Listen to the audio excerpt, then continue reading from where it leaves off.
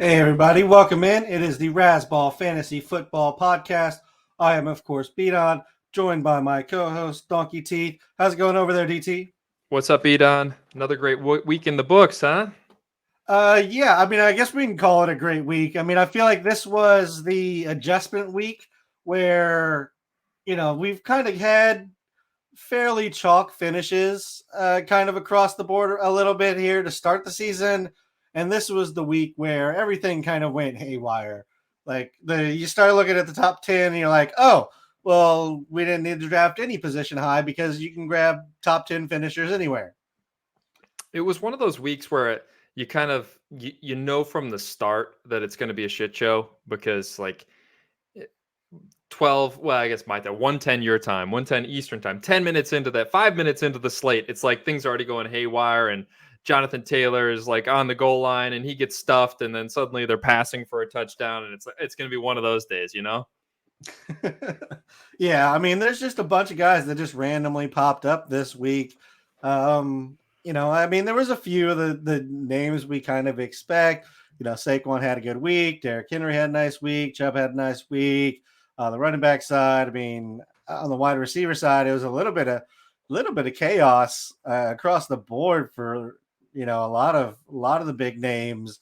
Cooper Kupp still did his normal thing, but not the overwhelming performance we've come to expect from him either. So yeah, definitely a little bit of an odd week that went on here. It happens. This is fantasy football for you. There's going to be random stuff. There's going to be guys that have cold spells. But things seem to have a way of regressing to the mean, right? Yeah, even the best players don't are going to have weeks that they're not going to put up top numbers for you. Most football players put up, a majority of their points in less than half the season. Like they'll have a few big games that really, boost up the amount of points that they put up for the whole season. So just enjoy it if it happens to be your week. And then, the best you can do is find the right matchups and hope for the best as we move forward. Just off the top here, let's talk about a little bit of how we're moving forward, DT.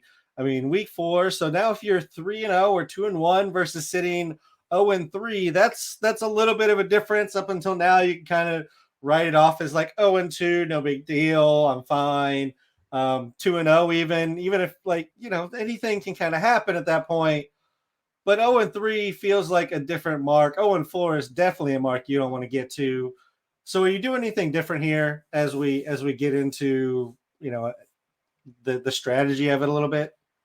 I think it's still early. So, but while I would definitely be getting a little bit nervous at 0-3, you got to be real with yourself, right? If your team is in shambles, you've lost some guys to injuries, and they're not getting the usage, then yeah, you should be looking to make some sort of I don't want to call it panic moves, but you should be looking to do something, change some things up. But if you're still, like your core, and it's just guys that you're pretty confident have been getting unlucky. They've had opportunities in the red zone, and say their team decided to pass, like that play I was talking about with Jonathan Taylor. And like the first 2 minutes of that game, they got a turnover. They had it on the 20. It's like it's going to be a huge Jonathan Taylor game, and then they end up throwing it on the goal line. That stuff happens. But when your guy's getting the usage, and when you've got a bell cow running back that's healthy in a pretty good offense versus say you drafted Travis Etienne as your number one running back. That's a different story. So while it's a case by case situation, generally speaking, I'm not going to panic too much at 0-3 if I like the core of my team. And if I'm 3-0, same on the flip side. I'm not going to get overconfident and start buying injured players looking towards the playoffs, because a lot can change. And remember, we do have an extra week now. There's most leagues have 14 weeks in the regular season versus 13, so there's a little bit more runway for you to either catch up from being 0-3 or your team to fall on their face in the coming weeks if you're 3-0, right? Right. And it's a good point you make. You have to evaluate where you're at with your team.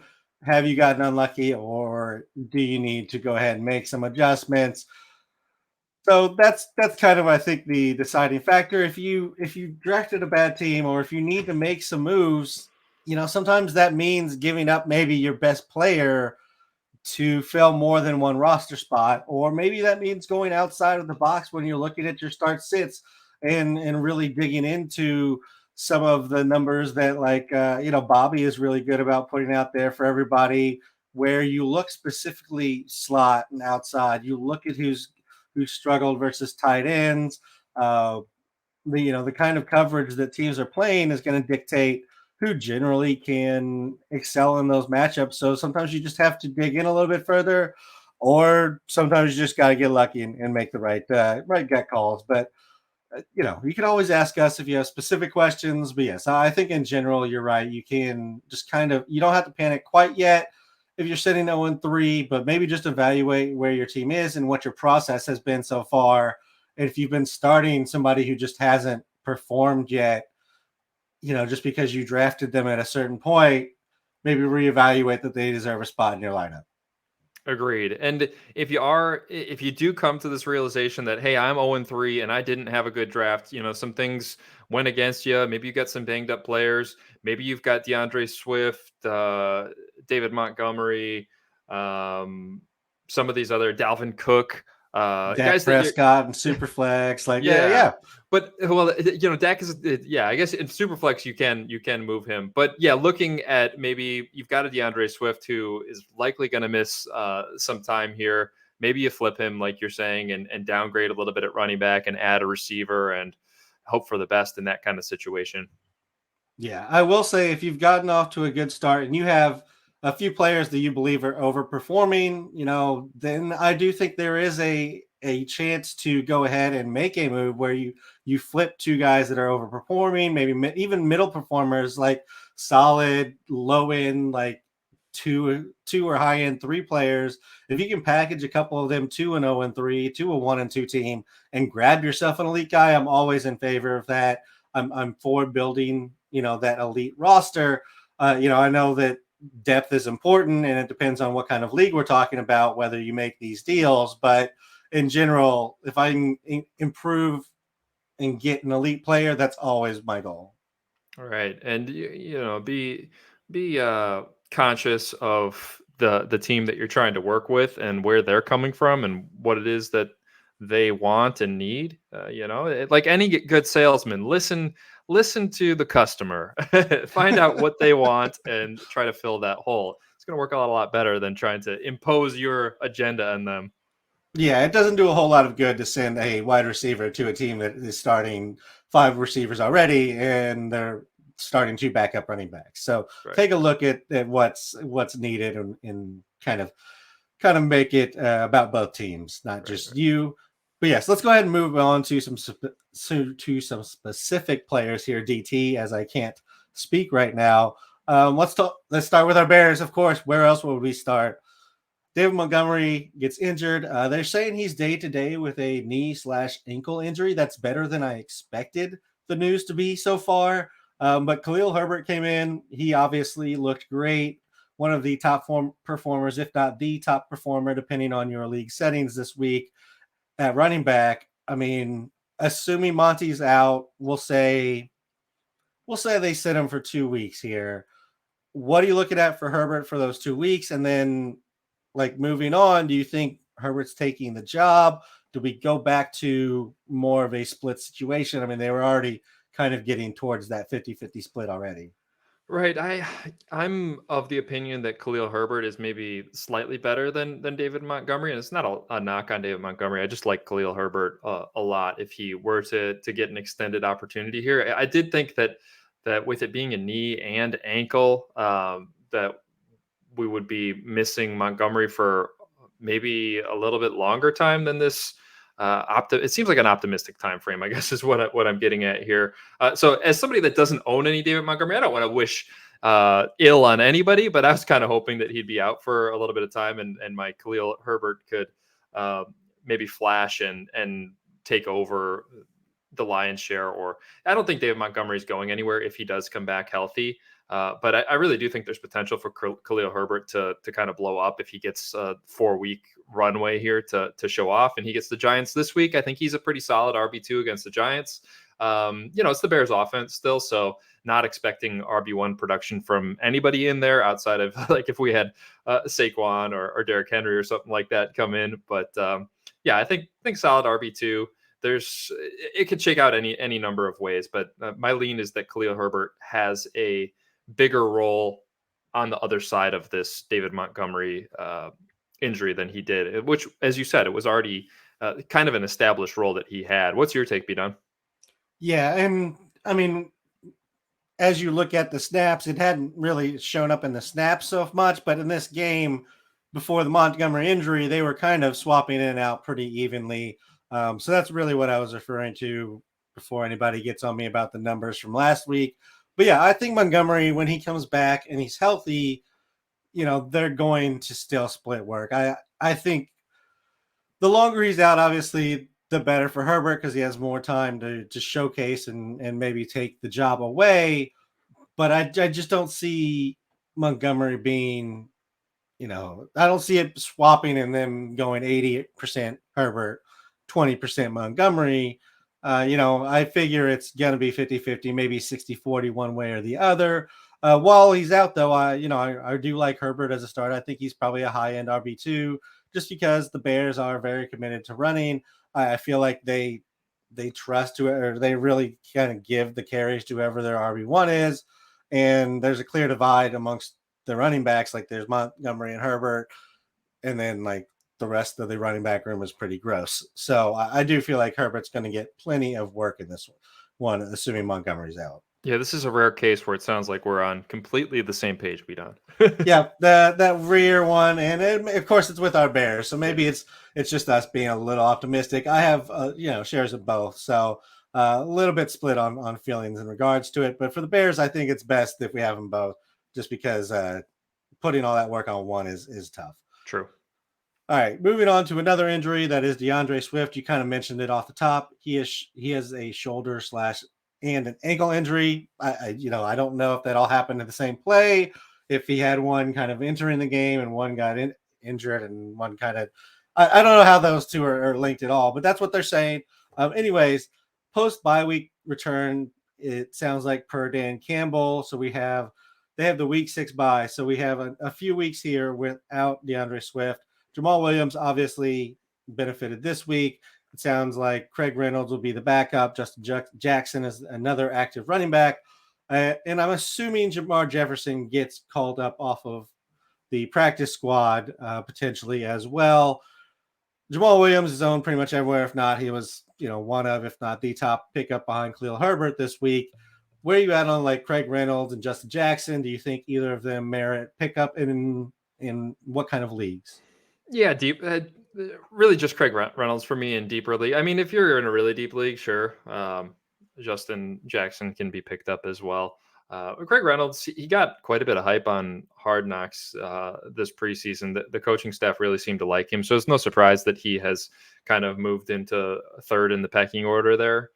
So I think that they'll probably continue to use 2 running backs. They'll lean on Jamal Williams pretty heavily. Obviously, he was already getting a ton of the work and almost all of the goal line work, which was very frustrating as DeAndre Swift owners, as we are, B-Don. But yes. Yeah, I think that that's how it shakes out. I would add Craig Reynolds and, a 12-teamer with a deep bench. I think he'll get some work in the passing game. But Jamal Williams isn't a bad receiver either. We've seen that back in his Packers days. Yeah, I mean, Craig Reynolds is interesting. He's got the right measurements to be a successful running back. As you mentioned, there were some Hard Knocks, mention of him as well. He made the active roster, which is, always a plus. I just assume it's Jamal Williams' game, and Reynolds is, just coming in to give him a breather. So I think Reynolds can be picked up and say, any kind of deep 12 team where running backs are valued. For anything deeper than that, obviously, I don't think I'm picking up Justin Jackson. If anything, I would go with my boy Jamar Jefferson. Maybe that's some bias there, but I think if anything were to happen to Jamal Williams, it becomes Craig Reynolds or Jamar Jefferson, not Justin Jackson. I feel like he has a very specific role if he does have a role. Plus, he plays special teams, which is why he actually makes active day roster. So that's how at least I see it shaking out if any more injuries come. Yeah, I'm not interested in either of them. Yeah, not too much really. Again, if it's a depth of league where every running back and backup is owned, then sure. But not looking at anything overly special, I don't think. Plus, it's the Lions. Mac Jones injury, he may require surgery on his high ankle. At first, it sounded like it was no big deal, and now he's possibly going under surgery that would require him to miss a number of weeks. Brian Hoyer is going to come in at least to start. I mean, can you start any Patriot and feel good about it in week 4 at Green Bay? Maybe the running backs, but pass catchers, I don't know. Yeah, I mean, you already weren't feeling great about any of them You weren't. with Mac Jones, but I guess deeper leagues, if Jacoby Myers is healthy, he's still kind of on the radar as like a wide receiver 3. You're gonna have to throw to somebody. I do like Damian Harris, but yeah, just you're not feeling good about them. I agree with that. I did see Belichick. Side note: one of the reporters asked him, is Mac Jones, is it a high ankle that he's dealing with? And Belichick's like, "What do I look like, a doctor?" Yeah, that's fair Classic because he's never looked like a doctor in his life. Belichick. Yeah, I agree that if it's somebody, I think it's the tight ends. So Hunter Henry, maybe give him another week, see how it shakes out with Brian Hoyer, and then Jacoby Myers. Because if you just look at when Hoyer's had kind of a meaningful number of games, it has typically been slot receivers and tight ends. That he's just the prototypical backup quarterback that just checks down. So those are the guys I think that get any kind of boost. But for this week, no chance I am starting any of them unless I am absolutely desperate. I'm with you. All right, so let's revisit a couple of guys real quick that we talked about last week. Cordell Patterson, Clyde Edwards-Helaire. Cordero, I think you were a little bit more concerned than I was, but where are you now after the nice bounce back game from Cordero here? Yeah, it was a great bounce back game, and he was all over the place. Huge part of the offense. I guess should not have doubted our Falcons insider down there in Atlanta, beat on, because yeah, you were all about him after week 1, and then it was just so confusing. What week 2 it That was was like, such a weird week too. but that's the NFL for you. So yeah, kudos to you on that. I mean, I'm with you. He seems like he's going to be a factor. Maybe we just can't really trust that Falcons offense ever, but he's going to be a viable flex option, possibly RB2. Yeah, I mean the way running backs kind of shaking out with, I mean we already know there's a ton of time splits now, just the way that the NFL runs, but that along with injuries and just weird stuff going on, like he's an RB2. He's a solid RB2 for me rest of the season, and I think you're okay if that's the situation. He comes in. Clyde Edwards-Helaire, where are you at on him? Would you rather have him or Cordero? I mean, he keeps scoring, but I'm just so concerned because the snaps really, really haven't been there. Like the snaps and just the work has been split. He just happens to be finding enough work in the end zone enough. Yeah, I'm probably with you that I'd rather have Cordero. I think you're right. Cordero's a solid RB2 as of now. Potential volatility there where it just doesn't feel solid, like they could pull Yeah, the rug. if the Falcons completely just fall out and they have nothing to play for, they may just want to get a look at Algier. Right. Well, and we saw whatever the hell happened in week 2 Yeah, already whatever that happened. was. Not even out Yeah. of it. So I guess similar feeling of I don't know, a low floor. Like the floor could fall out at any time on both Cordero and Clyde. But I do like the role that we've seen from Cordero in 2 of the 3 weeks, where it just seems like he's such an integral part of that offense as when they're running well. And so why wouldn't they go back to that versus Clyde? Yeah, it's touchdown dependent, and I think he'll continue to be touchdown dependent. And there'll be those weeks that he has solid fantasy lines, and there's going to be some weeks where you get like 4 points out of him. Yeah, I mean the stat line in this game is it's brutal from Clyde. He had 7 rushes for 0 yards and a touchdown. He had 5 receptions for 39 yards. Like net 12 and a half points, but damn, like, that was hideous the way that he got there. I think he's as good a trade candidate as there is right now. I understand it's a great offense, but he is just getting absolutely just so lucky right now with the way he's finding the end zone.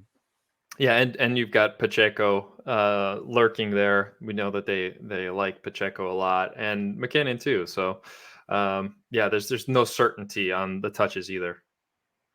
Yeah, I mean, I have McKinnon stashed in a number of leagues for what it's worth. He's outsnapped Clyde 2 weeks in a row, and they had the same amount in week one. So, I mean, McKinnon arguably should be owned in every league just because he's getting the snaps in the same offense, and that timing where Clyde's getting the right timing that can change real quickly if just the narrative of a drive changes. Right.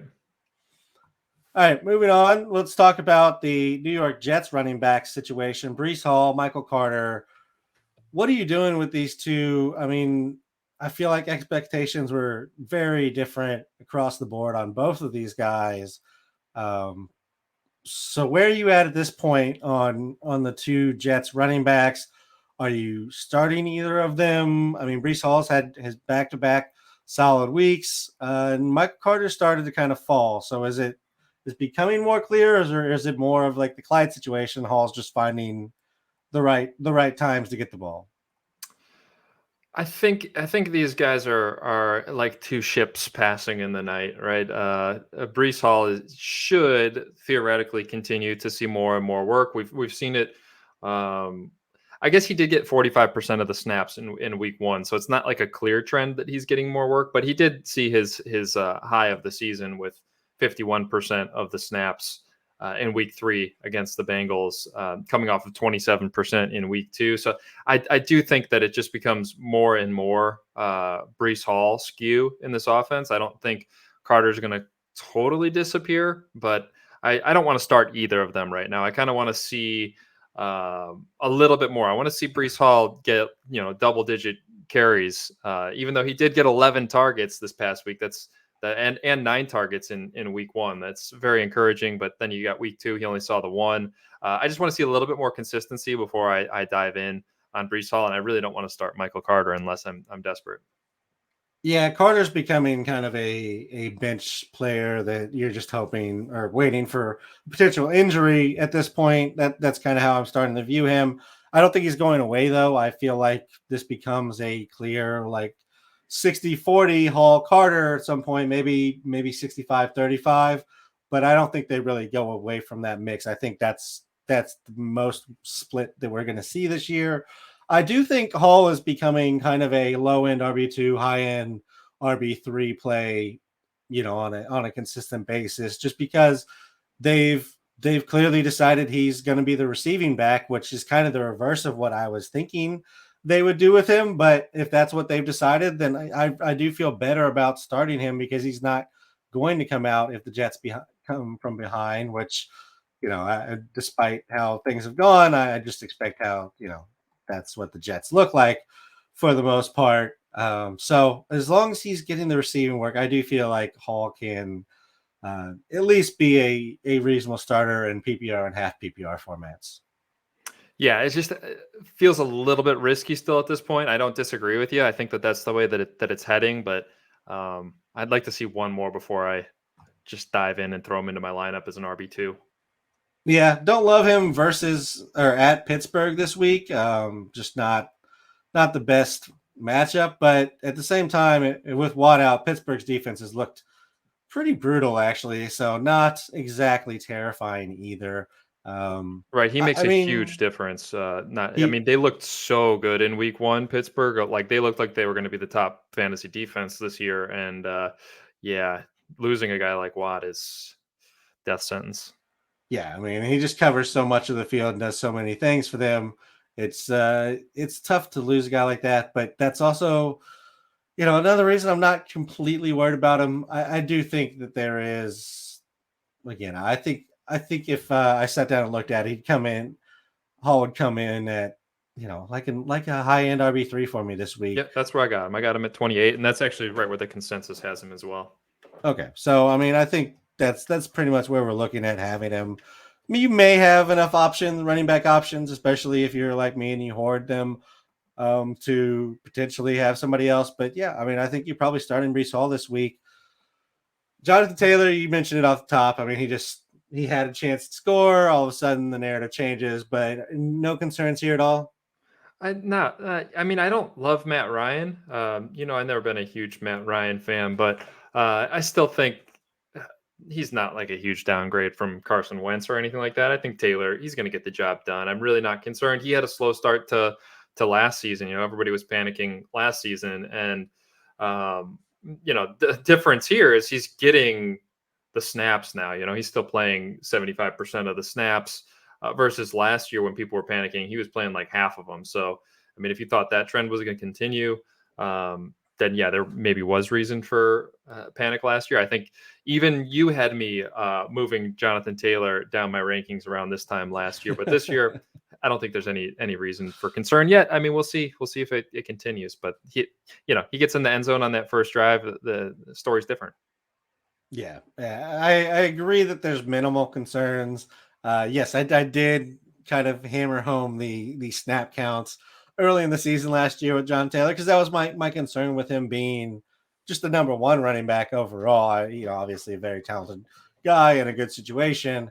I do think there's some concerns just in regards to him being the number one running back, which by the time we got to the end of draft season, he was no longer my RB1 overall, but I'm worried that the offense doesn't have enough opportunities that he's going to find RB1 numbers this year. But also RB1s just don't tend to repeat. So I still think he's clearly an RB1, an elite player. I'm not trading him away or anything. But if you expected him to separate, I guess, and be way above everybody, I don't think that's necessarily going to happen like it did at the end of last year. Yeah, I agree. It's a top tier there with I got Saquon up there with him. Derrick Henry is probably still up there in that tier. I know you got McCaffrey up there, maybe a little bit lower, but yeah, I don't think he's like head and shoulders above these guys. Yeah. So I think it's more of a tier group this year rather than one or two guys sitting up there like it has been kind of in previous years. We'll see. Somebody might separate themselves. I wouldn't be surprised Oh if yeah. I Saquon mean just goes off. Yeah, somebody almost always does. But we'll wait and see. Yeah, Saquon, I mean, I he'd be love my pick right Saquon. now. To be honest, he just looks so good. Yeah, I mean, I love him, so I have no problem with that. I could definitely see CMC jumping back up there if they just go, hey Baker, by the way, your best player, he needs to touch the ball like 25 times a game. What are you doing? So yeah, I could see either of those guys potentially jumping up still. I actually ended up with Mixon as my RB1. Hasn't looked great, but I still think there's, the Bengals are going to turn things around, and that could still happen as well. Yeah, maybe a great buying opportunity because they play Thursday this week. You know how Yes. sloppy those things are. If he has another bad game, I would be all aboard that buy mix and train. Yeah, absolutely.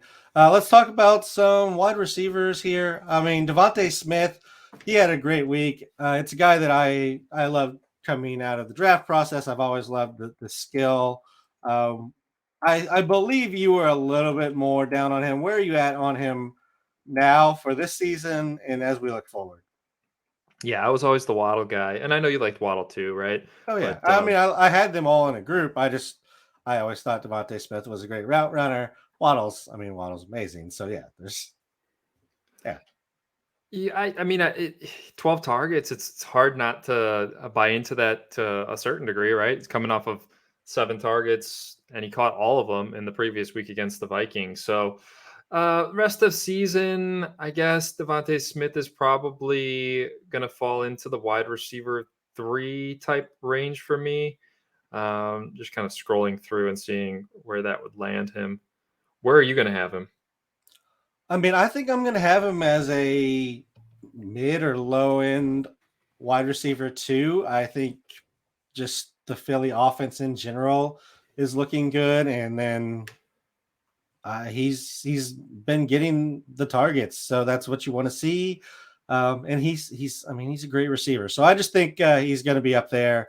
I'd have him as around 20, somewhere in the 20 to 24 range. I think among wide receivers. Would you rather Yeah. have him or like Terry McLaurin? I'd rather have McLaurin. You kind of pulled. I was just going to ask you if you would rather. It sounds Oh, like you're quite a bit higher. I mean, I probably got him as a back end wide receiver 3. So looking at players like maybe Chris Olave versus Devonta Smith, you're going to have Devonta ahead of him by a bit. It sounds like. Yeah, I think so. I mean, I like Olave, but yes, I'm gonna have Devontae above him. How about Michael Thomas? Yeah, I'm gonna go with Devontae there. Keenan Allen? Keenan's banged up. Herbert's banged up. Yeah, I'm gonna go. I'm gonna go with Devontae. DJ Moore? Yeah, I mean DJ Moore. He's the Baker is not working for DJ Moore. I mean, he had a great week this week. I just feel like it's gonna be very inconsistent with the way that the Baker plays and the way the Panthers offense is running right now. So I think I'm going with Devontae Smith there. Yeah, Although, I mean, I say that, but it's not like he's not splitting targets as well with two other great receiving threats. right. I've got all those guys ahead of him. I mean, I wouldn't be shocked if I did. It's one of those situations where I need a little bit more sample. You know, if he's getting double digit targets every week suddenly, then yeah, I can buy in. One last one here for you, Beat on, since you're down there in Atlanta. Drake London looks awesome. You going with Smith or London? Drake London does look awesome. I'm gonna go with Devontae Smith. All right. Yeah, I'm on so London. I'm higher than on him. That's not Yeah, we'll check back overly in a week or surprising two. between the two of us. Right. But yeah, I just think the target's going to keep coming because he's a great route runner. Like he can run anything on the field, and he's already shown he can go up and get it, which was the primary concern, that he just didn't have like the body to go up against the NFL corners. Yeah, and I wonder if he ends up being a little bit more matchup dependent. You know, you get the right corner against him, like any receiver, right? I mean, there are a certain number of receivers that are, even against the best corners, you're going to be starting them. But maybe Devonta Smith with his size is a little bit more. You look at those matchups. Yeah, I mean that's possible, but I feel like any team that comes in with a more physical, large corner is gonna stick that said corner on AJ Brown.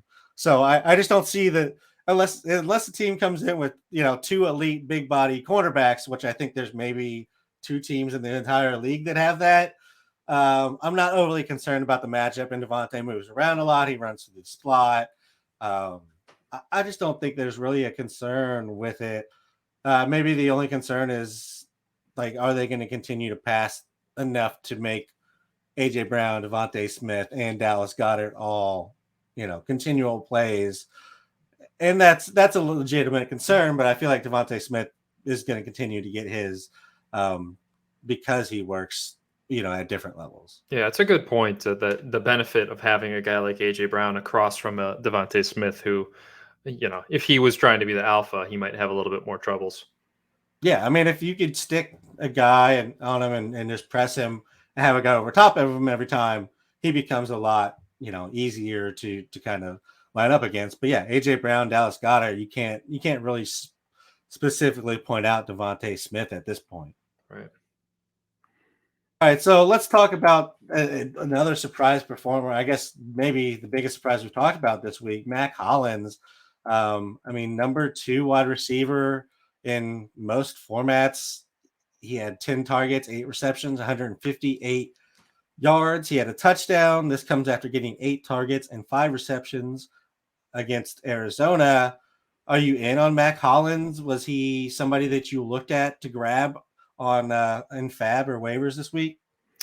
I did not. I mean, I think there's definitely an argument for him in deeper leagues, but we do got to remember that Hunter Renfrow was out, right? So he did get 8 targets in week 2, so it's not just a total. I don't think, was Renfrow hurt at the end of that week 2 game. Do you remember, beat on He against was, Arizona? but it was towards the end. It wasn't like, I mean, there was usage, established usage before Renfrow got hurt. Yeah, I mean Hollins, he did play 88% of the snaps in week 1 and 87% in week 2, jumped up to 97% with Renfrow out. So, I mean, he's on the field. It seems like it's just one of those names that it feels like it's going to be hard to ever start Mac Hollins in your fantasy team. But every year there's guys like that where suddenly, we get a 6-week sample and there's consistency developing, and you're feeling comfortable throwing him in there as a wide receiver too. I don't think that's going to happen with Mac Hollins, but I could be wrong. I mean, you got Devontae Adams, you've got Darren Waller, and you've got Renfro, who Carr likes when he's healthy. So it's a lot of mouths to feed. I think there's going to be some inconsistency, but Hollins probably will have his weeks. Yeah, and they do run out of 3 wide receiver sets over 60% of the time. So a lot of times there's going to be 3 receivers out there, and I think Hollins is going to be one of them. I think he's kind of earned that spot taking over this week, and as you mentioned, he's been out there snaps wise, just on the field every week. So I think I actually spent a decent amount of fab and want him in a few leagues. I think there's something here. I'm not promising that he's gonna pop into WR2 territory, but I think as a flex play, as a bye week filler, which bye weeks are starting to come, and there are some brutal ones that we have to deal with.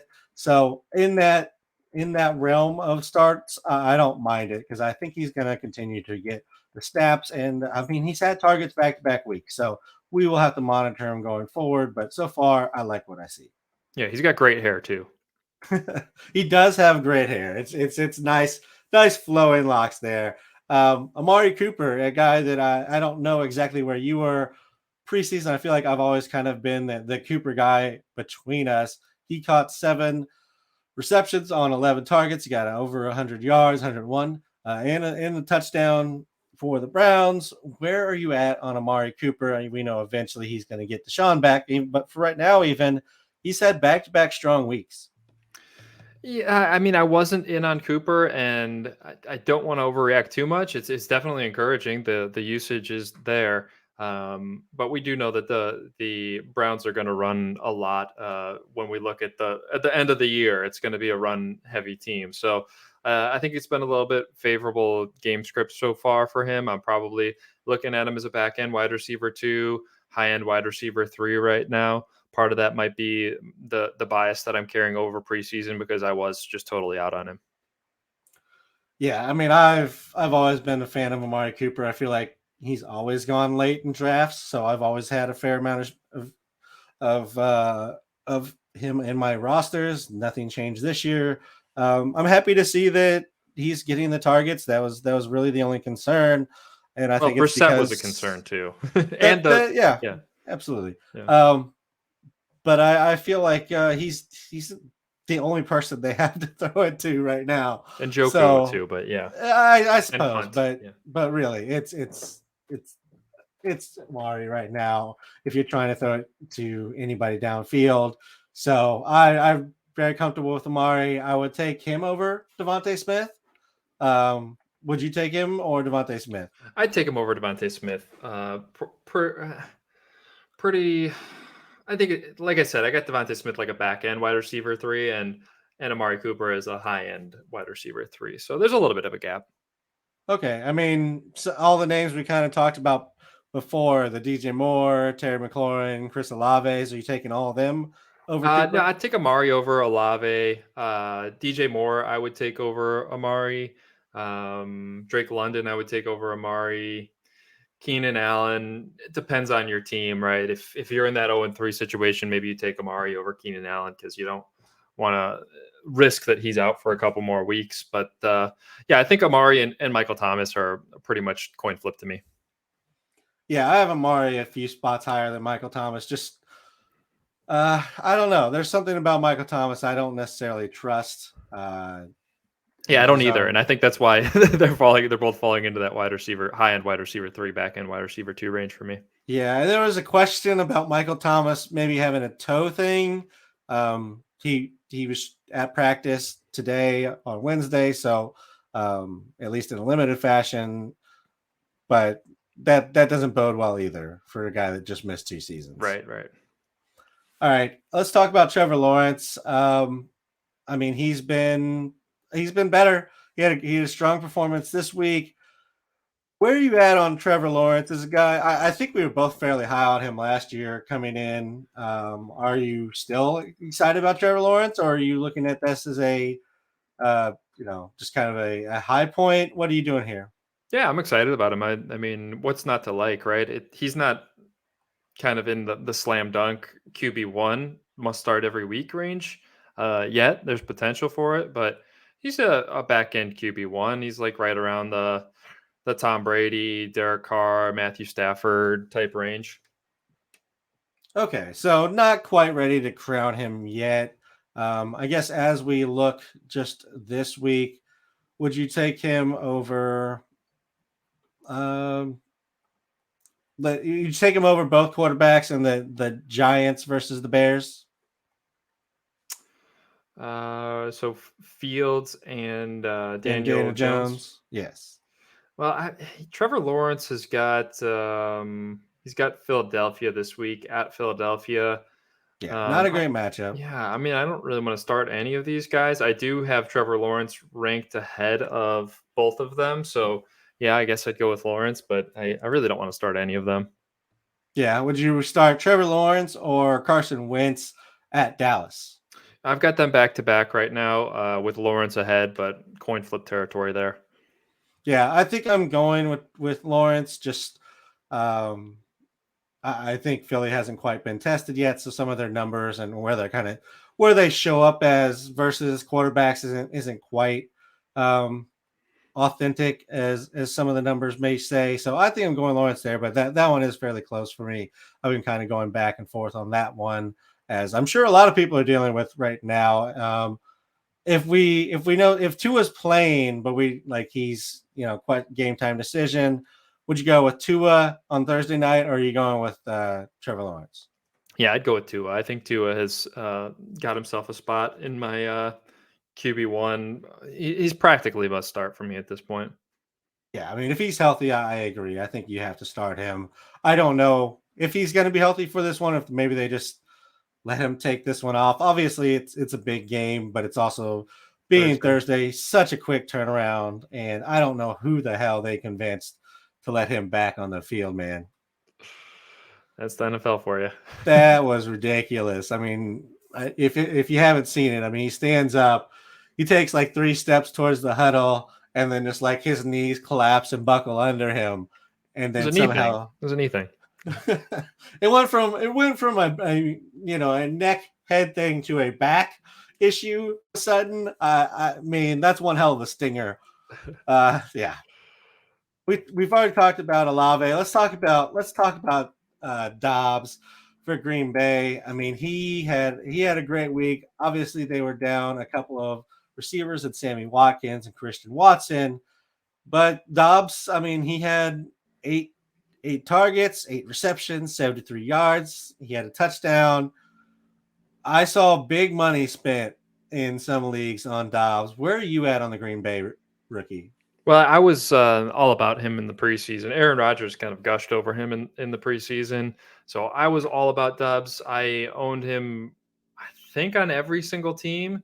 Finally dropped him in one league just because I was loaded at wide receiver. And there was a decent, I think Jalen Warren got dropped.